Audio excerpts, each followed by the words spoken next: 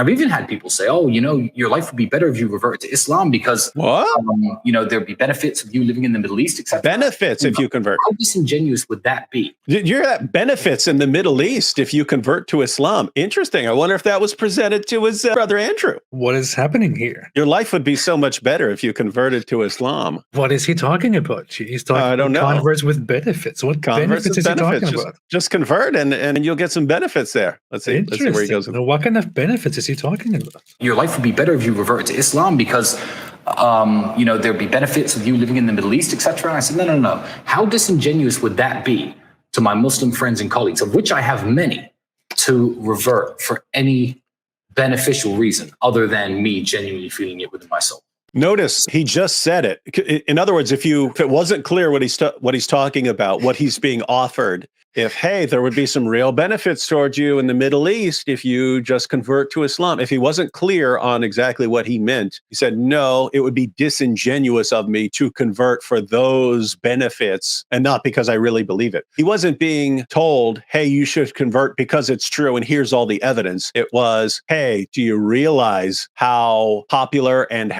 what kind of benefits you would have in the Middle East if you just converted to Islam? Isn't that basically Muhammad Hijab's message to you, like in a nutshell, like, hey, things will go really, really well for you if you just convert to Islam. Yeah. He told me in private, Muhammad Hijab told me in private messages, so like, hey, how about you convert back to Islam? How about you revert? You would instantly become very, very popular. You would have a lot of good things. A lot of our leaders were former enemies of Islam. So why don't you come back and join us?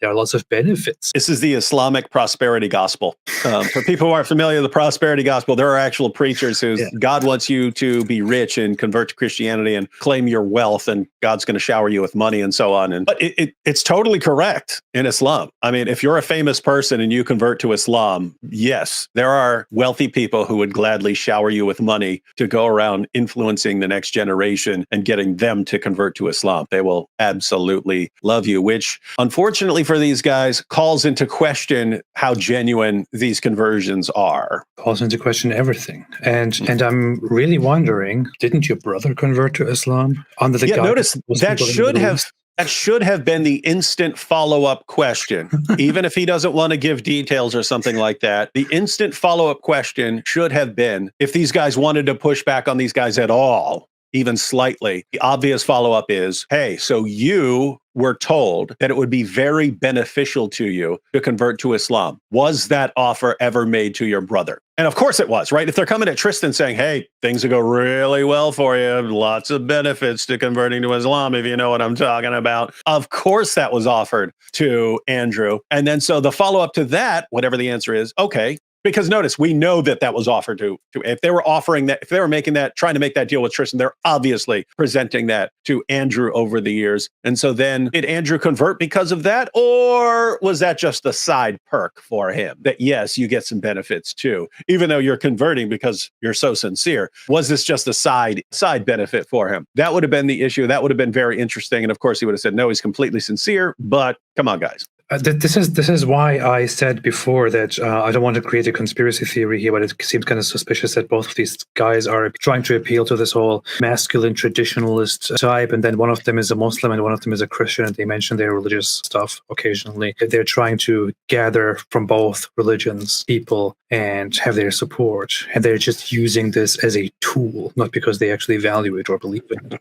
That's what it looks like to me. But I'm not sure if that is the truth. But here is Tristan saying that he is told, hey, there will be a lot of benefits for you in the Middle East if you convert to Islam. His brother did it. There are people who are actually sponsored, Western people who to go and travel to these Middle Eastern countries. They are paid to go there and to advertise and tell everybody how amazing it is. But then they also end up speaking good stuff about Islam and Muslims. And it looks like that's probably part of the deal too. Why don't they just shut up and not say these things that they shouldn't be saying? Why don't they learn from the mistakes of Yasser Qadi. I'm very curious about it, and I really want him to explain to us what exactly those benefits are. I guess it's happened to AJ. Hey, why don't you convert to Islam? Things could turn out very well for you. I know 2 Arab Christian pastors who were offered massive amounts of money for converting and then saying that they converted because they examined the Bible and the Quran and they found out that the Quran is true. So you do have people waiting to shower you with money if you say something about positive about Islam. And there was that entire Wall Street Journal article years ago where back in the 90s they had all these Western scientists that they were bringing to the Middle East, and they would give them these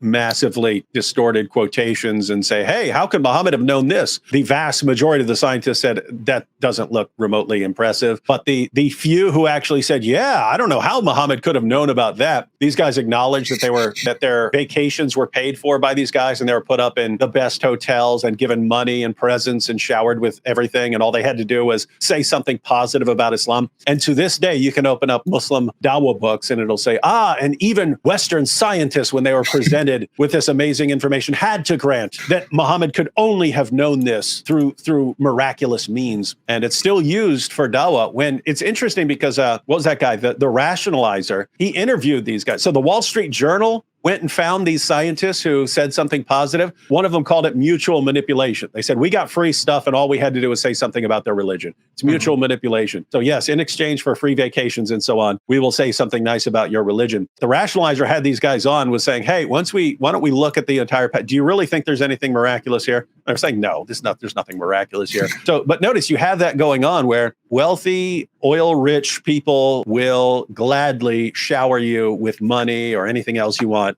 if you just say something positive about Islam. And then the main work that's ever been used in this regard is Maurice Bucay's book about the amazing scientific insights in the Quran. And this is a guy who worked for King Faisal. He worked for King Faisal. And then he comes out with this book on the amazing scientific miracles. And he never converted. He never converted to Islam over this, but he put out the book. And we know that there are people who are willing to pay people to do that. And so, yeah, nothing suspicious here going on, ladies and gentlemen. Very quick question to you, just out of curiosity. If you were hypothetically offered more money than you can ever think of by a sheikh in Dubai, and guarantees income, all kinds of homes, whatever you want for the rest of your life, for your family and your kids, would you convert to Islam, David? No, you could. You could offer me. You could agree to make me king of the world to convert to Islam. Yeah, not happening. If that just doesn't show how desperate the Islamic dawah is, I don't know what else will. But I mean, think about it. I mean, this all goes back to Muhammad. When he was just saying, hey, there's only one God, he did not get a lot of converts. Once he said, hey, our new deal, everyone who fights for me, you either survive the battle or you don't. If you survive the battle, then you return home with rewards. Or if you die, you go to paradise. Win-win. Right? But notice, either way, guys, it's to your benefit to convert, not because of absolute oneness of Allah or anything like that. You're getting lots of stuff. That was Muhammad's method of winning. That's what gave him success at winning converts. We shouldn't be surprised that 14 centuries later, they're still doing the same thing.